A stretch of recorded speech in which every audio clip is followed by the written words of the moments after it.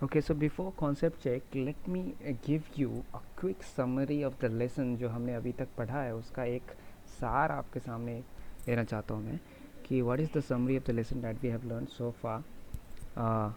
See, many of us are like struggling to keep lot of things. बहुत सारे काम होते हैं, हमें ये करना है वो करना है, हमारे ब्रेन सोचते रहते हैं कि ये सारे काम करने हैं, लेकिन कुछ चीज़ें ऐसी होती है वेरी इंपॉर्टेंट जो हम भूल नहीं सकते, लेकिन हमारा ब्रेन हमेशा याद रखना आता है. ये काम है ब्रीथिंग. जब हम ब्रीथ करते हैं हम ऑक्सीजन देते हैं अपने सेल्स को जो ज़िंदा रखता है हमें.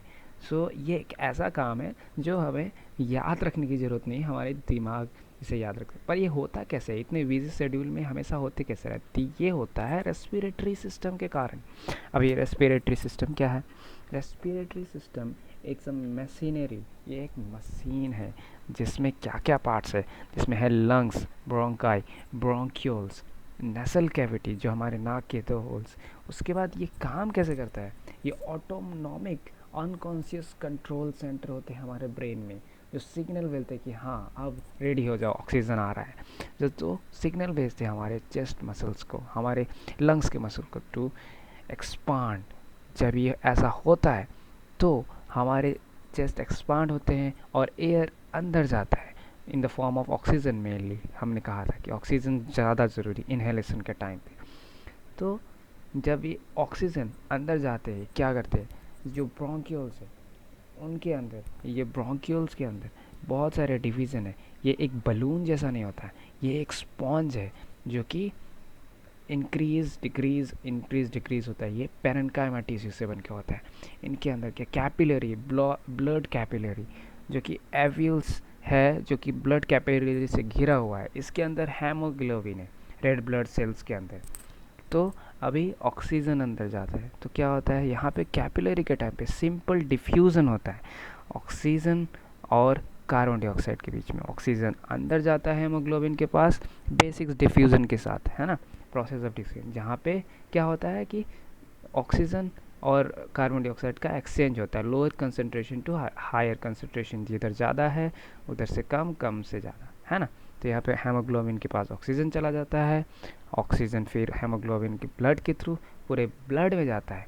और यहाँ पे ऑफ कोर्स ये कार्बन डाइऑक्साइड जो बचा वो लंग्स क्या करेगा, अभी वो एक्सेल कर देता है, यानी कि बाहर फेंक देता है. लेकिन ये बाहर फेंकने का काम कैसे होता है, फिर से हमारे ब्रेन एक सिग्नल भेजते हैं हमारे मसल्स को कि भाई अब रेडी हो जाओ, कि अब कार्बन डाइऑक्साइड आ रहा है. तो इस तरह से हमारे बॉडी से और लंग से कार्बन डाइऑक्साइड निकल जाता है और ये काम करते रहता है. This is the pumping machine which works for about 15 to 25 times in a minute. That is about 10,000 litres a day of air which is a lot of work. But हमें ये चिंता करने की ज़रूरत नहीं, क्योंकि ये हो जाता है ना, क्योंकि हमारी बॉडी इसे कर लेती है. आइए अब चलते हैं कॉन्सेप्ट चेक की तरफ जो छूट गया था. Right, let's see what I have few question जो हमारे पास सामने हैं. कॉन्सेप्ट चेक के एक्शन ऑफ इनहेलेशन के टाइम पे जो होता है वो क्या है, इसमें से आपको बताना है. चेस्ट एक्सपांड होता है, oxygen gets into lungs through wind pipe, diaphragm moves up, 50% of the lung capacity is used in the normal breathing, wind pipe is essential. तो हमारे यहाँ से आपका ऑड वन आउट करना है. तो यहाँ पे आपको देख सकते हैं इनहेलेशन के टाइम पे ये सही है, चेस्ट एक्सपांड होता है. इनहेलेशन के time oxygen gets into lungs through wind pipe, ये भी सही है. डायफ्राम मूव्स अप, ये आपको सोचना पड़ेगा कि डायफ्राम मूव्स अप होता है या डाउन होता है. तो यहाँ पे डायफ्राम मूव्स डाउन, ठीक है. उसके बाद 50% of the lung capacity use in normal breathing, नहीं जी, ये होता है 25%, है ना, अप्रॉक्सीमेटली 20%. बट ये इंक्रीज करके हम 50 तक ले जा सकते हैं. Wet pipe is definitely essential. Now अब बात करते हैं एक्शन ऑफ एक्सलेशन. तो हमारी chest remain in normal state, नहीं, ये थोड़ा नॉर्मल से अंदर की तरफ जाता है, यहाँ इनवर्ड होता है, तो नॉर्मल स्टेट नहीं, ये गलत हो गया. अभी oxygen gets into lungs through wind pipe, exhalation की बात कर रहे हैं हम, याद रखिए ऑक्सीजन गेट्स इनटू लंग्स बोल रहे हैं एक्सलेशन के टाइम पे, नहीं जी, carbon dioxide gets outside. Diaphragm remains flat, आपको ये अगेन सोचना होगा कि इनहेलेशन के टाइम में अगर डायफ्राम नीचे जा रहे थे तो अभी एक्सेलेशन के टाइम पे डायफ्राम ऊपर जाएंगे, तो ये भी गलत हो गया और ये भी गलत है, फर्स्ट भी गलत है। 25% of the lung capacity is using normal breathing, बिल्कुल सही, ये सही बात है। ओसोफेगस इज इन्वॉल्व, एक्सलेशन में ओसोफेगस इज इन्वॉल्व पूछ रहे हैं आपसे, आपने कहीं भी ओसोफेगस के बारे में नहीं पढ़ा, तो और ये भी स्टेटमेंट गलत है। जी हाँ, तो आइए आप थोड़ा सा एक होमवर्क दे देते हैं आपको।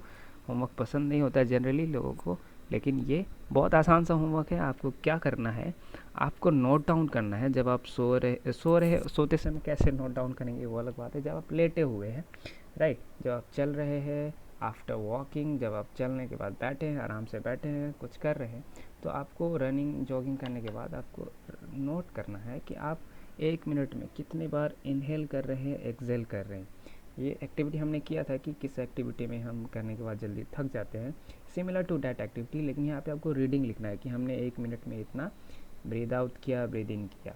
So this is that. Thank you very much, thank you for the class. Hope आपको सब समझ में आया हो ये ब्रीदिंग के बारे में। आगे थैंक यू।